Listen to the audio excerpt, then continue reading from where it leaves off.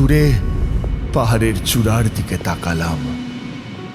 মেঘ সরে যাচ্ছে, কুয়াশার আড়াল থেকে আবছা লাল রঙের একটা আভা ফুটে উঠছে আকাশে।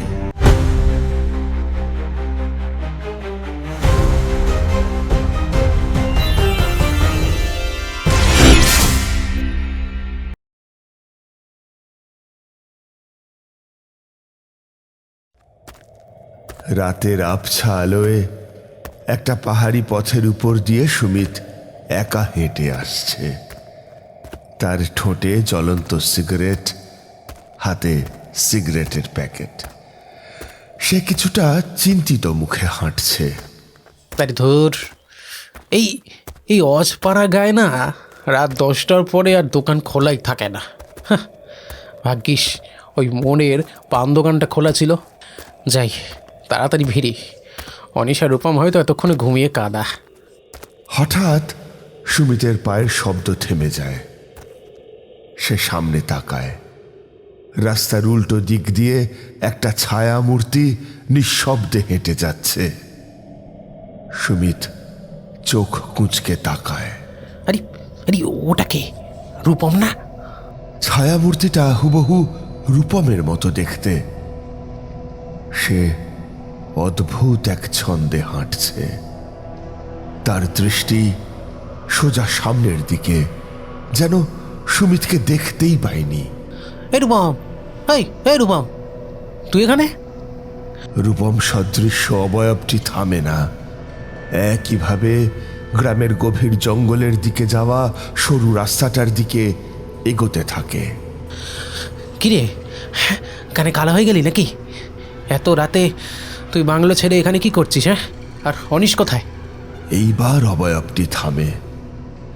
ধীরে ধীরে সে সুমিতের দিকে ঘোরে।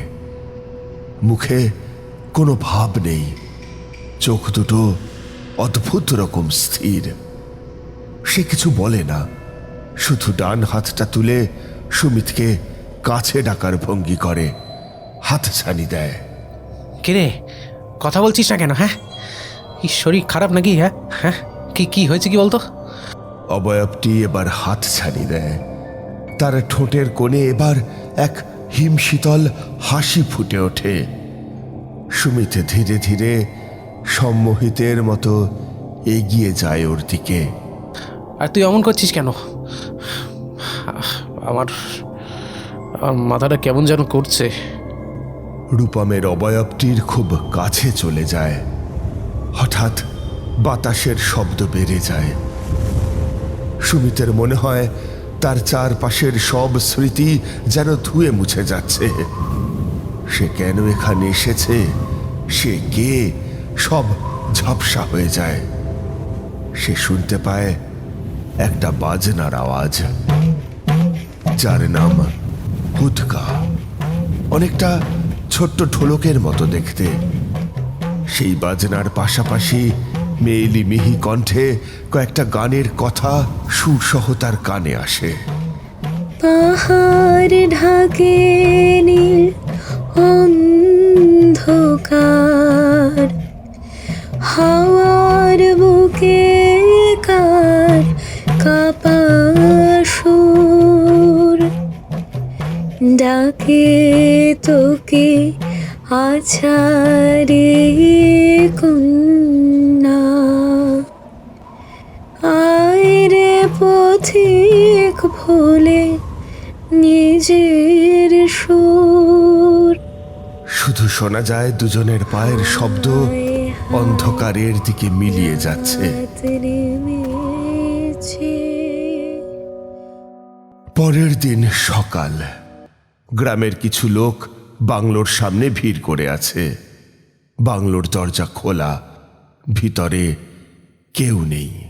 আমি আগেই কয়েছিলাম বাবু, জুয়ার খালের ওই পুরনো রাস্তায় অমাবস্যার রাতে যেতে নেই, ওটা নিশি ডাকের জায়গা। কিন্তু আশ্চর্য ব্যাপার, ঘরের ভিতরে সব জিনিসপত্র ঠিকঠাক আছে, ব্যাগ, টাকা পয়সা সব, শুধু মানুষগুলো নেই। ওরা আর ফিরবে না। প্রথমে একজন যায়, তারে খুঁজদি বাকিরা বেরোয়। ওই জঙ্গল ওদের গিলে খায়। তিনজনেই এখন জুয়ার খালের স্মৃতি হয়ে গেছে।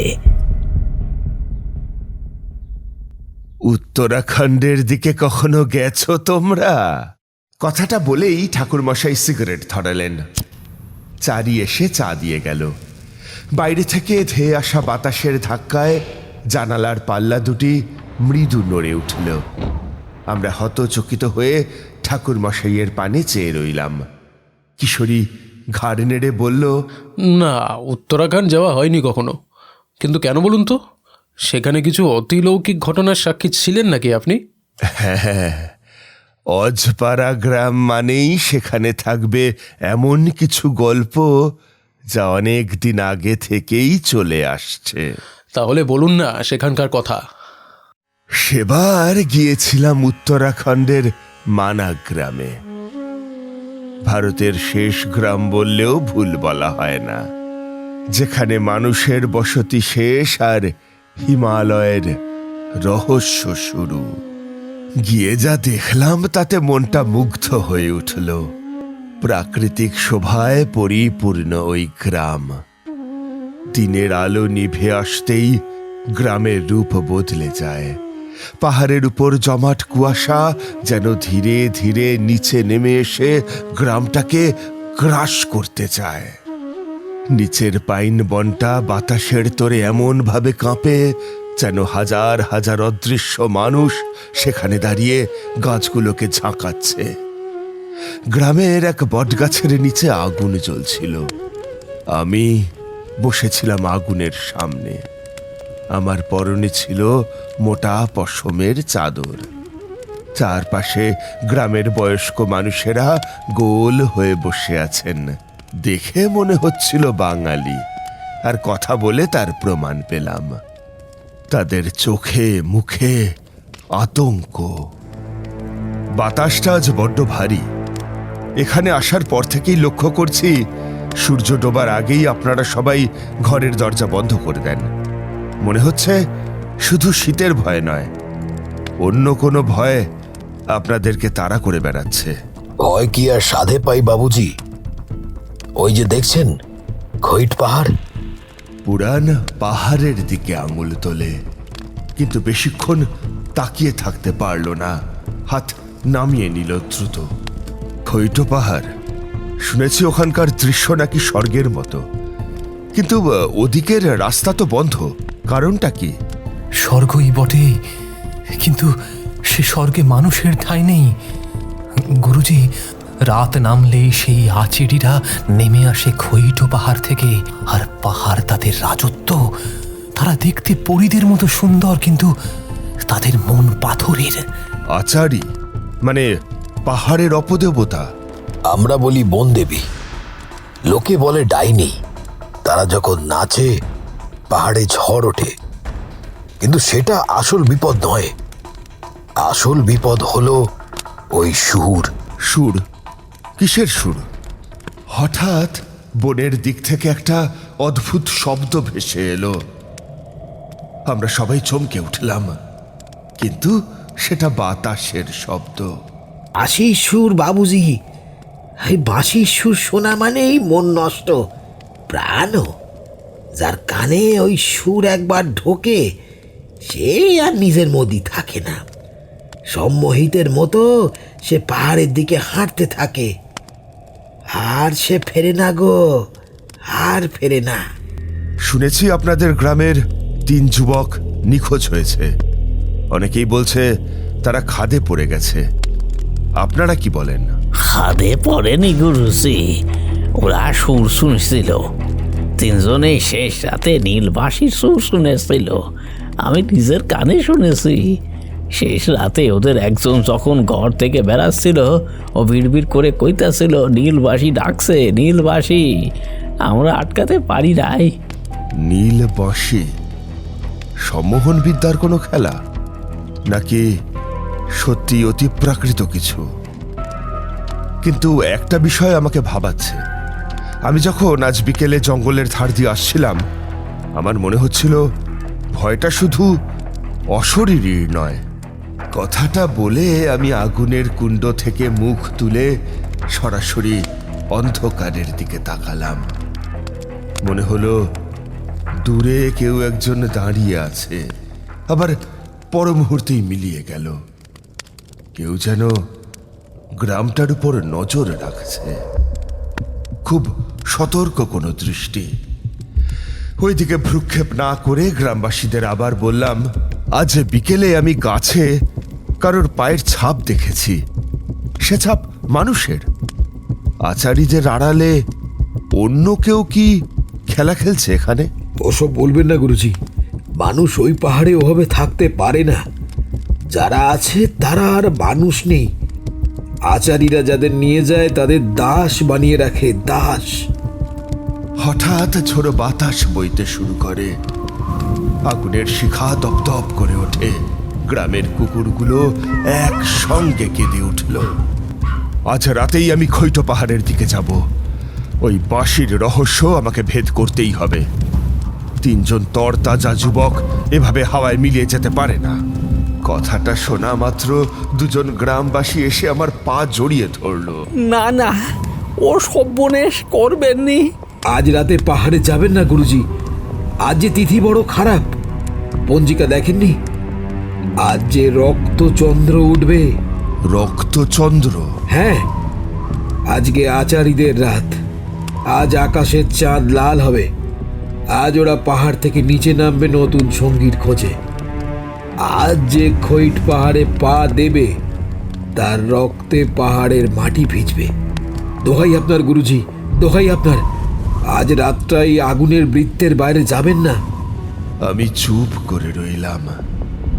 দূরে পাহাড়ের চূড়ার দিকে তাকালাম। মেঘ সরে যাচ্ছে। কুয়াশার আড়াল থেকে আবছা লাল রঙের একটা আভা ফুটে উঠছে আকাশে। রক্তচন্দ্র উদয় হচ্ছে, আর সেই সঙ্গে বাতাসের শোঁ শোঁ শব্দের মধ্যে যেন মিশে আছে এক ক্ষীণ সুতীব্র বাঁশির সুর, যা কান দিয়ে নয়, সরাসরি মনের গভীরে আঘাত করে। নীল বাঁশি শুরু হয়ে গেছে তাহলে। আলো নিভে এলো। শুধু সেই লাল চাঁদের আলোয় আমার চিন্তা ক্রমেই দীর্ঘ থেকে দীর্ঘতর হতে থাকলো।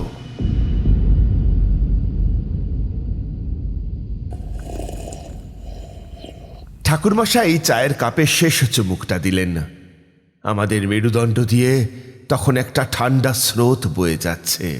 বাইরে তখন সত্যিই একটা রাত জাগা পাখি অদ্ভুত সুরে ডেকে উঠল। ঠাকুরমশাই হাসলেন, সেই রহস্যময় হাসি। কিশোরী কৌতূহলী হয়ে জিজ্ঞেস করলো, তারপরে কি হলো ঠাকুরমশাই? কিছুক্ষণ চুপ থাকার পর আমি গ্রামবাসীদের বললাম, আপনারা আমাকে আটকাবেন না পুরাণ। যে বিপদ আজ খৈটো পাহাড়ে ঘনিয়েছে, আগুনের বৃত্ত দিয়ে তাকে ঠেকানো যাবে না। ওই বাঁশির সুর শুধু সম্মোহন নয়, ওটা একটা ডাক। 3টে তাজা প্রাণ এখনো হয়তো কোনো এক জাদু বলে আটকে আছে। আমি যদি আজ না যাই, তবে কাল থেকে এই গ্রামের আর কোনো যুবক নিরাপদ থাকবে না।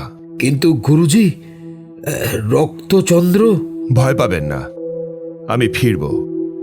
এরপর আর দাঁড়ালাম না। অন্ধকারের বুক চিরে পাহাড়ের চড়াই ভাঙতে শুরু করলাম।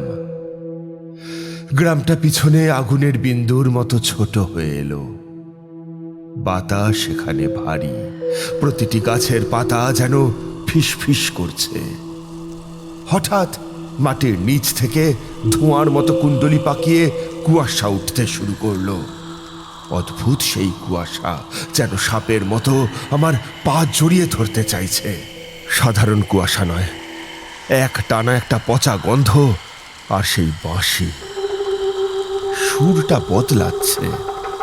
বাতাসের শোঁ শোঁ শব্দের বুক চিরে ভেসে আসছে সেই নীল বাঁশির সুর। কিছুক্ষণ আগে যা মনে হচ্ছিল কোনো বিলাপের সুর, এখন তা হাড় হিম করা, শীতল। পর মুহূর্তেই তা হয়ে উঠল হিংস্র, যেন হাজার হাজার মানুষের আর্তনাদ একসঙ্গে সুর হয়ে বাজছে। আমি অনুভব করলাম আমার হৃদস্পন্দন অনিয়মিত হয়ে যাচ্ছে। তারানাথ তান্ত্রিক, বড্ড সাহস তোমার! তুমি দেরি করে ফেলেছ। হঠাৎ করেই বনের আড়াল থেকে 3টি অভয় বেরিয়ে আমার সামনে এসে দাঁড়ালো এবং একসঙ্গে অট্টহাসি দিয়ে উঠল।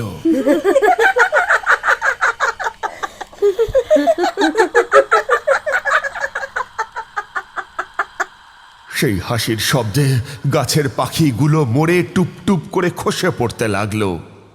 হঠাৎ বাঁশির সুর তীব্র থেকে তীব্রতর হয়ে উঠল। শুনতে পেলাম কে যেন গান গেয়ে উঠল। হায় হায় রাত নেমেছে, ঘুম ভাঙে না। হায় হায় তোর ছায়াটা আমার জানা। আমি দুহাতে কানে চেপে ধরলাম। মনে হলো মস্তিষ্কের প্রতিটি শিরা দপদপ করে ছিঁড়ে যাবে। আকাশটা দুলছে, রক্তিম চাঁদটা যেন গলে পড়ছে চোখের সামনে। থামো, থামো তোমরা! কান দিয়ে উষ্ণ রক্তের ধারা গড়িয়ে পড়ল। চোখের সামনে সব অন্ধকার। আমি ধপ করে লুটিয়ে পড়লাম পাহাড়ের রুক্ষ মাটিতে। চেতনা হারিয়ে যাওয়ার আগে শেষ যা দেখলাম তা হলো 3টি লোলুপ ছায়া আমার দিকে এগিয়ে আসছে। এতটুকু বলে ঠাকুরমশাই চুপ করলেন। ওনার চোখে সেই রাতের বিভৎস স্মৃতি যেন ভেসে উঠল। পরিবেশ নিস্তব্ধ হয়ে গেল।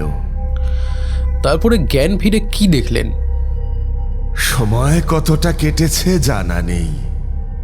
জ্ঞান ফিরতেই আমি অনুভব করলাম পিঠের নিচে ঠান্ডা পাথর। আমি শুয়েছিলাম এক বিশাল শান বাঁধানো বেদির উপর। চারিদিকে ঘন জঙ্গল, আর ঠিক মাথার উপর সেই অভিশপ্ত রক্তচন্দ্র। ওঠার চেষ্টা করতেই বুঝলাম হাত পা ভারী লোহার শিকল দিয়ে বাঁধা।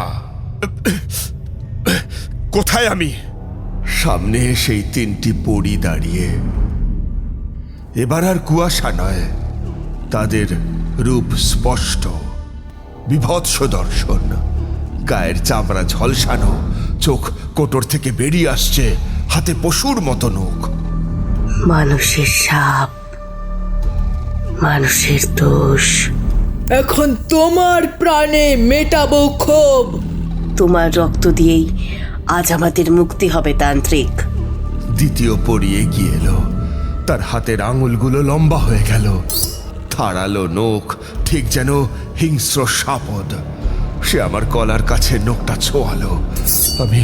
আমি মনে মনে মন্ত্র পড়ার চেষ্টা করলাম, কিন্তু গলা দিয়ে স্বর কিছুতেই বেরোলো না।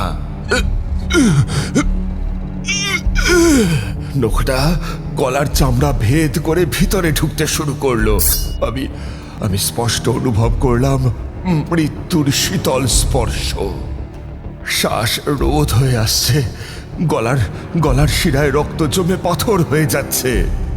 ঠিক যখন মনে হলো সব শেষ, তখনই একটা শব্দ, ঢুম ঢুম ঢুম ঢুম।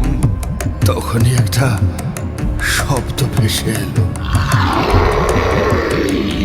যেন পাহাড়ের বুক ফেটে এক আদিম গর্জন উঠে এলো। পরীরা চমকে উঠল। নখটা আমার গলা থেকে সরে গেল। এ কিসের শব্দ? বাতাস কাঁপছে কেন? দেখলাম কুয়াশা ভেদ করে এক দীর্ঘদেহী পুরুষ দ্রুত পায়ে এগিয়ে আসছে। তার গলায় রুদ্রাক্ষের মালা, পরনে রক্তবস্ত্র, আর গলায় ঝোলানো বিশাল এক মৃদঙ্গ। ইনি অমর জীবন। অমর জীবন তার হাতের তন্ত্র মৃদঙ্গে প্রচন্ড জোরে ঘা দিলেন। সে সেই শব্দে সাধারণ বাদ্যযন্ত্রের আওয়াজ নেই, আছে মন্ত্রপুত ধ্বনি, যা অশরীরীদের অস্তিত্বে আঘাত করে। না, এই শব্দ না, শরীর জ্বলে যাচ্ছে। মৃদঙ্গের প্রতিটি গর্জনে আচারীদের শরীর ভাঙতে শুরু করলো। মনে হলো যেন পোড়া ছাই বাতাসে উড়ে যাচ্ছে। কেউ আর্তনাদ করতে করতে বনের গভীরে মিলিয়ে গেল, কেউ বা মাটির ভিতরে গলে অদৃশ্য হয়ে গেল। অমরজীবন দ্রুত আমার কাছে এসে শিকল কেটে দিলেন, তারপর বললেন, তারানাথ, আপনি ঠিক আছেন? অমরজীবন, আপনি একদম ঠিক সময় এসেছেন। কিন্তু ওরা সাধারণ প্রেত নয়। জানি, ওরা সাধারণ পরী নয়। ওরা হলো সেই সব অভিশপ্ত আত্মা যাদের একসময় তাদের বাচ্চাদের সঙ্গে জীবন্ত জ্বালিয়ে দেওয়া হয়েছিল এই পাহাড়ে। সেই আক্রোশেই ওরা আজ দানব। ওদের থামানোর একমাত্র পথ হল মধুসুন্দরী দেবীর জাগরণ। মধুসুন্দরী? হ্যাঁ, তিনি একমাত্র ওদের শান্ত করতে পারেন। তিনি 64 যোগিনীর এক দেবী। আর এই অরণ্যের এক দেবী আছে যার পুজো করলে তিনি জেগে উঠে শান্ত করতে পারেন সমস্ত পরিস্থিতি। কে এই অরণ্যের দেবী? তিনি অরণ্যের মঙ্গল দেবী। তাঁর কৃপায় পরীরা প্রকৃতির রক্ষা করে। কিন্তু মানুষ যখন প্রকৃতি বা প্রাণের উপরে অত্যাচার করে, তখন দেবী সুপ্ত হন এবং সেই পরীরা দানব হয়ে ওঠে। আমাদের এখনই সেই মন্দিরের ধ্বংসাবশেষে যেতে হবে তারানাথ। রক্তচন্দ্রের লাল আলোয় বনপথ ধরে আমরা দুজন ছুটলাম। কিছু দূর যাওয়ার পর সামনে এক পুরনো মন্দিরের ধ্বংসাবশেষ চোখে পড়ল। পাথরের থামগুলো ভেঙে পড়েছে, মাটিতে পড়ে আছে দেবীর ভাঙা প্রতিমা। চারিদিকে ছাগলের হাড়, শুকিয়ে যাওয়া শিকড়, আর বাতাসে পচা মাংস ও ধূপের এক অদ্ভুত মিশ্র গন্ধ। বাতাস এখানে আরো ভারী, মনে হচ্ছে কেউ আমাদের লক্ষ্য করছে। সময় নষ্ট করা যাবে না তারানাথ। আমি মৃদঙ্গ বাজাচ্ছি আর আপনি আহ্বান মন্ত্র শুরু করুন। দেবীকে জাগাতেই হবে তারানাথ। আমি মাটিতে বসে চোখ বন্ধ করলাম। অমরজীবন মৃদঙ্গে ধীর লয়ে বল তুললেন, ওং রিয়েশো শ্মশান ক্রিয়াং নমঃ। মন্ত্রোচ্চারণ শুরু হতেই হঠাৎ বন কেঁপে উঠল।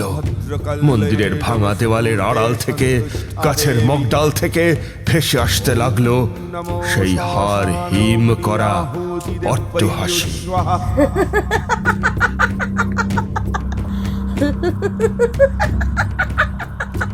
তোরা পারবি না, আমাদের খিদে অনেক দিনের। আজ তোদের মাংস দিয়েই দেবীর ভোগ হবে। চারিদিক থেকে ছায়াগুলো আবার ঘনিয়ে আসতে শুরু করলো। আমি মন্ত্রের স্বর চড়ালাম, আর অমরজীবনের মৃদঙ্গ দ্রুত লয় নিতে লাগলো। ধ্বংসপ্রাপ্ত মন্দিরের ভিতর তখন মহাপ্রলয় চলছে। অমরজীবনের মৃদঙ্গের আওয়াজ আর আমার মন্ত্রোচ্চারণ যেন আগুনের মতো ছড়িয়ে পড়ছে। কিন্তু অশরীরী ছায়ারাও কম নয়, তারা ওই বাধা অতিক্রম করে আমার দিকে এগিয়ে আসছিল। বন্ধ কর এই বাজনা, আমাদের রাজত্বে তোদের কোনো স্থান নেই।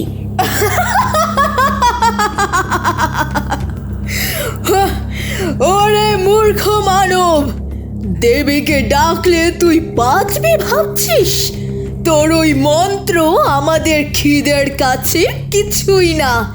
আজ তোদের হাড় চিবিয়ে তবেই ক্ষান্ত হব। ভুল করছিস, জননী কখনো সন্তানদের ত্যাগ করেন না। জাগো মা, জাগো মঙ্গল ও মধুসুন্দরী দেবী। হঠাৎ অমরজীবনের মৃদঙ্গের বলে এক তীব্র ছন্দপতন হলো, থিতাং থিতাং শব্দে। সেই শব্দের ধাক্কায় মন্দিরের ভাঙা থামগুলোও যেন কেঁপে উঠল। ঠিক সেই মুহূর্তেই সব কিছু স্তব্ধ হয়ে গেল। সেই ভাঙা প্রতিমার বুক চিরে ঠেটে বেরোলো এক তীব্র সোনালি আলো। মনে হলো যেন হাজারটা সূর্য একসঙ্গে জ্বলে উঠেছে, কিন্তু তাতে উগ্র তেজ নেই, আছে এক অদ্ভুত স্নিগ্ধতা। রক্তচন্দ্রের লাল আভা মুহূর্তেই ম্লান হয়ে গেল। অমাবস্যার অন্ধকার অরণ্য ভরে গেল স্বর্গীয় জ্যোতিতে। আলোর উৎস থেকে ধীরে ধীরে এক ছায়া মূর্তি আকার নিল, অর্ধেক মানবী অর্ধেক অরণ্য। তার চুলগুলো যেন লতা পাতা, চোখ দুটো নক্ষত্রের মতো উজ্জ্বল। ইনি সেই অরণ্য দেবী, মঙ্গল দেবী। আরেক পাশে প্রকট হলেন আমার আরাধ্যা দেবী মধুসুন্দরী, যিনি ধারণ করেছিলেন নীল বসন। দেবীকে দেখে আমি আবেগে বিহ্বল হয়ে গিয়েছিলাম। আমি দেবীকে প্রণাম করলাম। মঙ্গল দেবী আমার দিকে না তাকিয়ে শুধু ওই পরিতের দিকে তীব্র কটাক্ষপাত করলেন। তারপর গম্ভীর স্বরে বললেন, থাম। অন্যদিকে দেবী মধুসুন্দরী আমার কাছে এসে মাথায় হাত রাখলেন।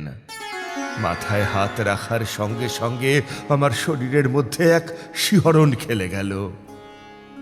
আমাকে এবং অমর জীবনকে ঘিরে নির্মিত হলো একটা নীল বলয়, সেই সাথেই একটি গণ্ডি। অমর জীবন তখন বাজনা ধীরে করেছে। আমার দিকে তাকিয়ে তিনি বললেন, তারানাথ, আপনি একাগ্র চিত্তে মনঃসংযোগ করুন। মঙ্গল দেবী এবার তীব্র নয়নে তাকিয়ে ওদের দিকে দেখল, হুঙ্কার দিল একটা। সেই হুঙ্কার পুরো পর্বতের নির্জনতা ভেঙে দিল এক লহমায়। সেই একটি শব্দে পরিদের আস্ফালন ধুলোয় মিশে গেল। তারা ভয়ে কুঁকড়ে গেল। মঙ্গল দেবী ওদের দিকে আঙুল বাড়িয়ে শক্তি টানতে লাগলেন। সম্পূর্ণ প্রক্রিয়া চলল মিনিট 5। এরপর একজন পরী হাঁটু গেড়ে বসে কাঁপা কাঁপা গলায় বলে উঠল, মা, তুমি এতকাল পর? হ্যাঁ, আমি। আমার সন্তানটা পথভ্রষ্ট হয়েছিল মানুষের লোভে, মানুষের অসম্মানে। তোরা রক্ষক ছিলি, কিন্তু মানুষের পাপ তোদের রাক্ষস বানিয়েছে। কিন্তু আর না, অনেক রক্ত ঝরেছে। দেবী হাত উঁচিয়ে আশীর্বাদের ভঙ্গিতে 3 পরীর দিকে তাকালেন। তার আঙুল থেকে ঝরে পড়ল সোনালি ধুলো। শান্ত হও, মুক্ত হও, স্থির হও, নিজেদের আসল সত্তায় ফিরে আসো। ওম শান্তি। দেবীর স্পর্শ পেতেই পরীদের সেই পচা গলা বিভৎস রূপ ধীরে ধীরে মিলিয়ে যেতে লাগলো। তাদের হিংস্র নখ, জ্বলন্ত চোখ মিলিয়ে গিয়ে ফুটে উঠল 3 জন সাধারণ মানুষের মুখ। তাদের চোখে আর হিংসে নেই, আছে দীর্ঘদিনের ক্লান্তি আর যন্ত্রণার ছাপ।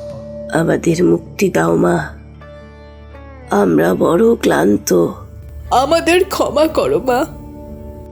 ধীরে ধীরে কুয়াশার মতো তারা বাতাসের সঙ্গে মিশে গেল। মনে হলো যেন এক দীর্ঘ দুঃস্বপ্ন শেষ হলো। বনের গাছগুলো যেন স্বস্তির নিঃশ্বাস ফেলল। পূব আকাশে তাকিয়ে দেখলাম ভোর হচ্ছে, ফিকে আলো ফুটছে। গ্রামের নিচ থেকে দেখা যাচ্ছে পাহাড়ের চূড়ায় এক জোনাকির মতো আভা। সেই অভিশপ্ত নীল বাঁশির সুর আর নেই। সেই গ্রাম যেন বহু বছর পর আজ ভোরের পাখির ডাক শুনল। সব শান্ত হলো। ওই 3 যুবক, ওরা হয়তো আর ফিরবে না, কিন্তু ওদের আত্মারা আজ মুক্তি পেল। আর ওই পরীরা, ওরা কি সত্যি শেষ হলো ঠাকুরমশাই? বনদেবীর কৃপা যতক্ষণ আছে পাহাড়ে রক্ষা পাবে কিশোরী, কিন্তু মানুষের লোভ বড় ভয়ানক। মানুষ যেদিন আবার এই অরণ্যের পবিত্রতা নষ্ট করবে, যেদিন আবার প্রকৃতির উপর অত্যাচার করবে, সেদিন আচারীরা আবার ফিরে আসবে। ওদের ঘুম ভাঙতে সময় লাগে না। আমি যখন শান্ত হয়ে তাকিয়ে আছি সামনে নীলিমা মুক্ত আকাশের পানে, ওই সময় অমরজীবন আমার কাঁধে হাত রাখলেন, বললেন, তোমাকে আমি এই বিপদ থেকে রক্ষা করলাম, এবার আমাকে যেতে হবে যে। চলার পথে তোমার জীবনে আরো অনেক বিপদ আসবে, তখন না হয় আবার দেখা হবে। তুমি চিন্তা করো না তারানাথ, আমি ঠিক তোমাকে বিপদ থেকে উদ্ধার করতে আসব, এই প্রতিজ্ঞা রইল আমার। আমাকে আবার কোথাও গিয়ে স্বপ্ন দেখতে হবে তারানাথ। চলি হে, বিদায় জানাই তোমাকে। কথাটা বলে অমরজীবন আমার থেকে বিদায় নিয়ে চলে গেলেন।